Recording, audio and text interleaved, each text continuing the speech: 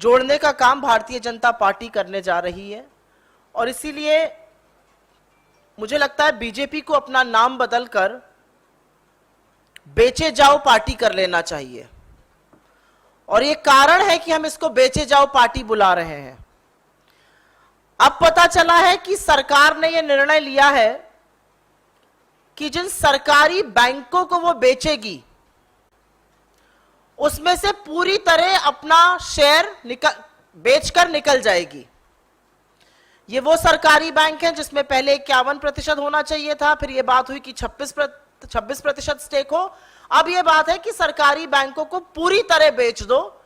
ये एक नया अध्याय है रेकलेस प्राइवेटाइजेशन, अंधाधुंध निजीकरण में, और इसके बहुत ही मुश्किल और खतरनाक परिणाम होने वाले हैं। बैंकों का जब नेशनलाइजेशन हुआ 1969 में, मुझे लगता है आजाद भारत में इकोनॉमिक पॉलिसी में सबसे बड़ा और शायद सबसे साहसी निर्णय इंदिरा जी ने लिया था। कुछ निजी क्लचेस से बैंकिंग को निकाला गया, निजी हाथों से, और पब्लिक सेक्टर बैंक्स बनाए गए, क्योंकि ये सिर्फ आर्थिक संस्थान नहीं है, ये सामाजिक न्याय का, सामाजिक एम्पावरमेंट का एक टूल बने, एक जरिया बने। देश के उन इलाकों में जहां पर प्राइवेट बैंक आज भी झांकने नहीं जाना चाहता है, वहां पर आपको पब्लिक सेक्टर बैंक की शाखा जरूर मिलेगी। चाहे कृषि हो, लघु मध्यम उद्योग हो, मछुआरे हो, कॉटेज इंडस्ट्री हो, इनको ऋण देने में प्राइवेट सेक्टर बैंक आज भी कतराते हैं। उनको प्रायोरिटी लेंडिंग पर ऋण देने का काम, कर्जा देने का काम, सहायता करने का काम पब्लिक सेक्टर बैंक्स ने किया। पिछड़े क्षेत्रों के विकास में इन्होंने मदद करी फंड्स देकर। तो पब्लिक सेक्टर बैंकों को सिर्फ एक आर्थिक संस्थान के रूप में नहीं, सामाजिक न्याय, सामाजिक सशक्तिकरण का एक माध्यम बनाकर देखना पड़ेगा। और उससे पलड़ा झाड़ लेना सिर्फ एक अनैतिक और गैर जिम्मेदार सरकार कर सकती है। लेकिन ये जो परंपरा है, बेच डालो, सेल लगा दो, फायर सेल लगती है वो कर दो, इंडिया ऑन सेल कर दो, बेचे जाओ पार्टी की ये जो परंपरा है, ये उसके डीएनए का पार्ट बनता जा रहा है। और ज्यादा दूर जाने की जरूरत नहीं, पिछले 2 महीने में ही उठाकर देख लीजिए क्या क्या किया है। इस देश के हर व्यक्ति को किसी चीज पर विश्वास हो ना हो, एलआईसी पे विश्वास जरूर होता है। और उसकी लाइन भी है, जिंदगी के बाद भी, जिंदगी के साथ भी। एलआईसी जैसे ऑर्गेनाइजेशन का गलत लिस्टिंग करना, गलत समय पर लिस्टिंग करना का यह परिणाम है कि एलआईसी की वैल्यू का करीब $18 बिलियन समाप्त हो चुका है, नष्ट हो चुका है। यह उसके वैल्यूएशन का 1/3 हिस्सा है। इसका जवाब कौन देगा? इतने बड़े संस्थान का जिस पर इस देश के लोग विश्वास करते हैं, उसका इस तरह का मूल्यांकन करके इस तरह से विनाशकारी आईपीओ लाके आपको क्या मिला? $18 बिलियन का लॉस है। यह भी सच है कि पिछले 2 महीने में मजबूरन सरकार को अपना ये जो रेकलेस प्राइवेटाइजेशन था, ये जो अंधाधुंध निजीकरण था, इसको रोकना पड़ा। मैं 4 चीजों का नाम यहां पर लूंगी, बीपीसीएल, कॉनकॉर, पवन हंस और सेंट्रल इलेक्ट्रॉनिक्स लिमिटेड। बीपीसीएल की बिक्री क्यों रोकी गई? ये नवरत्ना है, इसमें से कुछ महारत्ना कंपनीज हैं। और आपकी जानकारी के लिए बता दूं, ये वो कंपनीज हैं जो प्रॉफिटेबल हैं, ये मुनाफा कमाती है, ये स्ट्रेटेजिक है, ये जरूरी है इस देश के लिए। ऐसी कंपनियों को बेचा जा रहा है। एक चीज होती है, चलो कंपनी मुनाफा नहीं कमा रही है, लॉस में है, और नॉन स्ट्रेटेजिक सेक्टर में। ये स्ट्रेटेजिक सेक्टर में कंपनीज हैं, ये मुनाफा कमाती हुई कंपनीज हैं। और अभी 10 सेकंड में आपको बताएंगे कि एक्चुअल कारण क्या है बेचने का। खैर, बीपीसीएल से बात शुरू करते हैं। बीपीसीएल की बिक्री इसलिए रोकी गई क्योंकि 3 में से जो 2 निवेश करने वाले लोग थे वो भाग गए।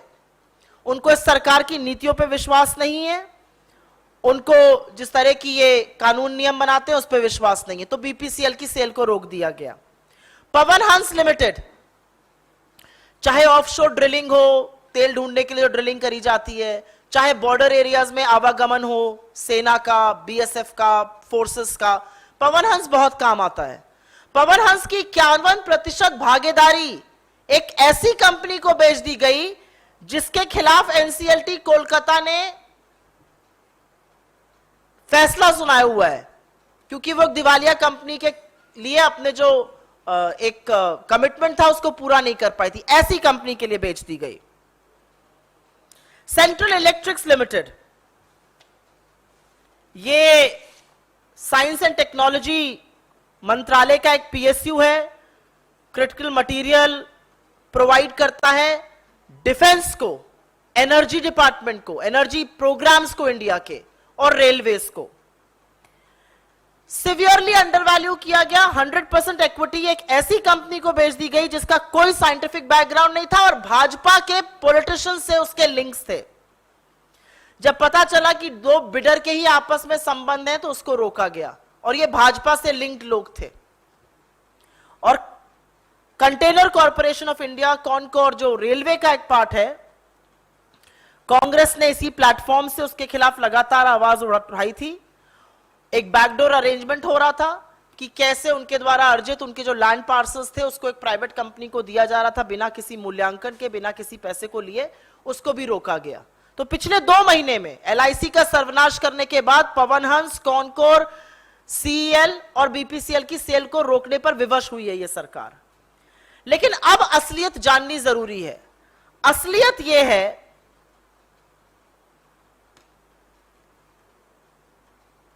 कि जो सरकार बड़ी बड़ी बातें करती है वो वाकई में इन कंपनीज को इनके लैंड पार्सल के लिए बेच रही है। अधिकतर कंपनीज के पास काफी अधिक संख्या में लैंड पार्सल है, सैकड़ों एकड़ भूमि है, और उसको बेचकर कुछ चुनिंदा निजी क्रोनी कैपिटलिस्ट के हाथ में देने का काम है, और इसीलिए यह हो रहा है। कॉनकोर के पास रेलवे स्टेशंस के पास जमीन है, शिपिंग कॉर्पोरेशन के पास महाराष्ट्र खासकर मुंबई में जमीन है, भारत अर्थ मूवर्स के पास वेस्ट बंगाल और कर्नाटक में जमीन है, और सिंगल माइंडेड फोकस यह है कि इन कंपनीज को बेचो, इनके पास जो भूमि है उसको हथियाओ, कब्जियाओ और उसको अपने चंद पूंजीपति मित्रों के हाथ में सौंप दो। सिर्फ और सिर्फ एक ये फोकस है, जमीनों को हड़प कर बेच देने का। और एक चीज यहां पर उजागर करना, और जितना मैं ज्यादा बोलूं उतना कम रहेगा, जरूरी है। सरकार क्या झुंझुना बजा रही है? हम अग्निवीरों को उनकी 4 साल की नौकरी के बाद पीएसयूज में नौकरी देंगे। पीएसयूज में तो नौकरी बाद में दीजिएगा। डिफेंस के पीएसयूज को क्यों बेच रहे हैं? जहां पर आप उनको नौकरी देना चाह रहे हैं पहले उसको बताइए। एक हाथ में कहते हैं नौकरी देंगे, एक हाथ में पीएसयू बेच रहे हैं, तो इनका बायां हाथ इनके दाहिने की भी नहीं सुनता है, पहली बात। और यही दोहरा मापदंड है, यही जो डबल स्पीक है सरकार की। आपने 41 ऑर्डिनेंस फैक्ट्री बेच दी, आपने लगातार डीआरडीओ को कमजोर किया, आपने भारत अर्थ मूवर्स जो डिफेंस का काम करता है उसको बेचने का मन बना लिया, आपने बीएल को बेचने का मन बना लिया जिसने आधुनिक भारत का निर्माण किया, बेंगलोर जैसी सिटीज बनाई हैं। तो इसीलिए हमारा कहना है कि बेचे जाओ पार्टी का असली मंसूबा है, अपने से तो कुछ बना नहीं है 8 साल में, एक भी ऐसी कंपनी, एक भी ऐसा संस्थान, एक भी ऐसा इंस्टीट्यूशन भारतीय जनता पार्टी जिसका नाम बेचे जाओ पार्टी है बचा ले, जो इन्होंने 8 साल में बनाया, एक भी इंस्टीट्यूशन, हर चीज बेचने का काम किया है। इनका मकसद यह है और हमारा मकसद है कि हम ऐसा होने नहीं देंगे और इस रेकलेस प्राइवेटाइजेशन का हर तरह से विरोध करेंगे, और भाजपा की मिली भगत जो असल में लैंड हड़पने की है उसका भी पुरजोर विरोध करेंगे। और एक बार फिर से सोती हुई सरकार को बताना जरूरी है, क्योंकि हमने बात बैंक से शुरू करी थी, सरकारी बैंकों से। सरकारी बैंक को सिर्फ मुनाफे का सेंटर मत देखिए। सरकारी बैंक इस देश के एम्पावरमेंट में, दूर दराज के इलाकों में, डेवलपमेंट में बहुत जरूरी है, कृषि के लिए जरूरी है, छोटे मध्यम उद्योगों के लिए जरूरी है। उनको खत्म करके आप इकोनॉमी का जो बंटाधार कर चुके हैं उसको और नष्ट कर दीजिएगा। I will very briefly make a statement in English on this. The reckless privatization of the Modi government has now found a new frontier, and which is why I think the BJP should actually be called the Beche Jao party. And the new frontier is public sector banks, because the government has now planned that when it sells a public sector bank, instead of retaining 51% ownership or a 26% ownership, it will now outrightly sell all its stake. It's important to remind here that when banks were nationalized in 1969 by late Srimati Indira Gandhi ji, it was done with the view to get banking out of the clutches of a few private lenders, and it was done so that priority lending could happen to agriculture, to small and medium enterprises, to exports, to cottage industry. And this was fulfilled. Public sector banks helped in the development of backward regions, and public sector banks are not just pure financial institutions, they are actually vehicles of social empowerment and social justice. But it looks like the fire sale of India's assets and PSUs are the very DNA of the Beche Jao party. What explains the fact that an institution like LIC has seen value erode by $18 billion, nearly one-third of its valuation? And who's responsible for this? In the last 2 months alone, the government has been forced to halt its reckless privatization, whether it is BPCL, CEL, Pawan Hans, or Concor. I'll start with BPCL. 2 of the 3 investors have no faith in this government's policies. They fled, which is why that had to be put on hold. Pawan Hans Limited, 51% stake was sold to a company that had failed to honor a previous bid, and which is why they have an adverse ruling from NCLT Kolkata. So that had to be put on hold. Central Electronics Limited is an enterprise of the Ministry of Science and Technology. It provides crucial material to our energy program, to our defense, to our railways. Hugely undervalued, 100% equity was sold to a financial company with no scientific background, but with links to BJP leaders. It was then found that 2 bidders were related parties, which is why it was halted. The Container Corporation of India, a railway enterprise, that PSU sale, reckless sale, was put on hold because we from the Congress and from this platform opposed it, and we highlighted how through a backdoor entry, land was being grabbed and actually sold at penny price to some of the government's crony capitalists. It's very clear, and I think there are 2 big points here. It's absolutely clear that the reckless sale, the fire sale, India on sale by the Beche Jao party is actually happening with an eye and the sole aim and the sole purpose of grabbing the parcels of land that they hold. Concor has land around railway stations in the country. Shipping Corporation has land in Maharashtra, particularly Mumbai. Bharat Earth Movers has land in West Bengal and Karnataka, and so do many of these public sector enterprises. And the idea is to sell them at no cost to the crony capitalist. And look at the double speak. When we demand withdrawal of Agnipath, they say Agniveers will be given job in PSUs after 4 years of their service when they retire at the age of 23. Oh, you'll really do that? On one hand, you say you will do that. On the other, you are selling all PSUs. So where are you going to give them employment? And it's not just some PSU. You are selling defense PSUs. You've sold 41 ordnance factories. You are constantly weakening the DRDO, the Bharat Earth Movers that works for the defense forces. You are selling that. You are selling Bharat BEL, which was instrumental in laying the foundation of modern India, built Bangalore. So that's how reckless this sale is. And the sole aim of the Bharatiya Janata Party, which I now and we should call Beche Jao party,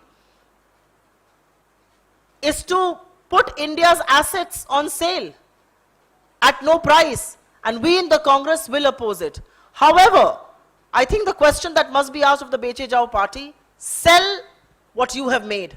But the reality is in the last 8 years, you've made zilch, you've made nothing. Not one institution, not one company worth its sale. You're selling Maharatnas, you're selling PSUs, you're selling the Navratnas that are profitable, that are strategic to this country, and we will not allow you to do that. Thank you. We'll first take suo moto questions.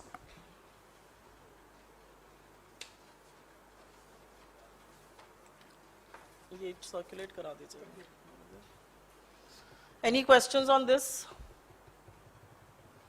I think government outrightly saying that they will exit public sector banks when they are sold and will sell their 100% equity has huge ramifications for agriculture, for MSMEs, for priority lending, for backward areas, particularly for areas in the northeast where private banks have very little presence. Yes.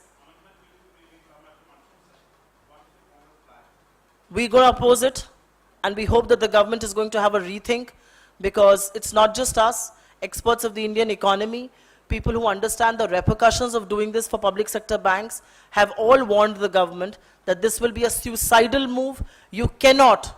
There was a reason why banks were nationalized in 1969. They have served a purpose. These are not just financial institutions. These are vehicles of social empowerment.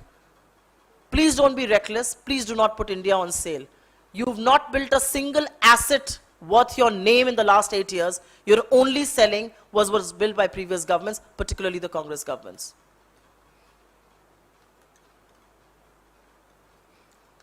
Done? Thank you.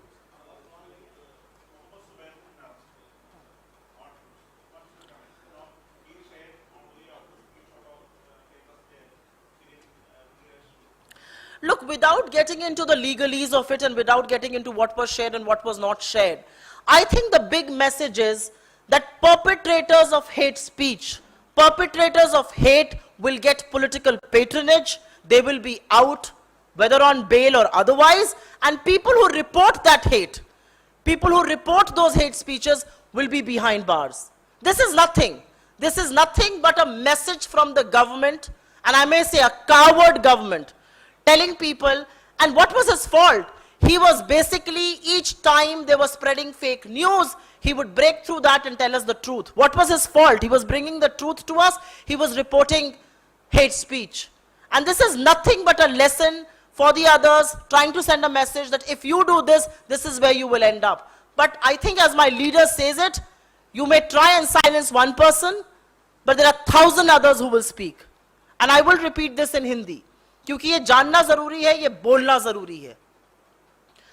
आज इस देश में नफरत फैलाने वालों को तो political patronage मिलेगा, भारतीय जनता पार्टी के वो नेता बनेंगे, स्टार प्रचारक बनेंगे, लेकिन जो नफरत फैलाने और बोलने वालों के बारे में रिपोर्टिंग होगी, उनको आप जेल में डालिएगा, क्योंकि आपके फेक न्यूज के रैकेट को वो बस्ट करते थे, उनको आप जेल में डालिएगा.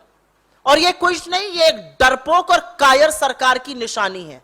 उनका यही एक शायद दुर्भाग्य था कि वो इस देश को, यहां के लोगों को, मीडिया के साथियों से को वो शायद सच दिखाने की कोशिश करते थे.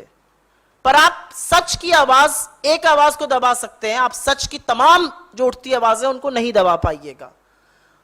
I will also through this platform appeal to large sections of the media who are quiet on this. Don't stand because the opposition is talking for it. He's one of your own. At least stand up for one of your own. What the large sections of media should be doing, which is busting the fake news racket of the BJP, Alt News and its co-founder were doing, stand up for one of your own. But large sections of the media, जैसे मैं बार बार कहती हूँ, सरकार के चरण चुंबक बन चुके हैं और वो ऐसा करने से कतराते हैं.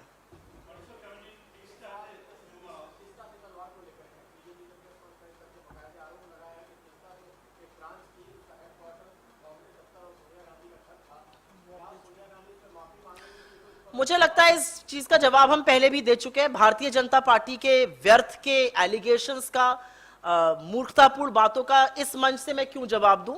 हमारे नेता वहां पर रहे, वो अपने आप में प्रमाण है. Done? I just answered that question. We've taken that before. Thank you very much. Thank you all.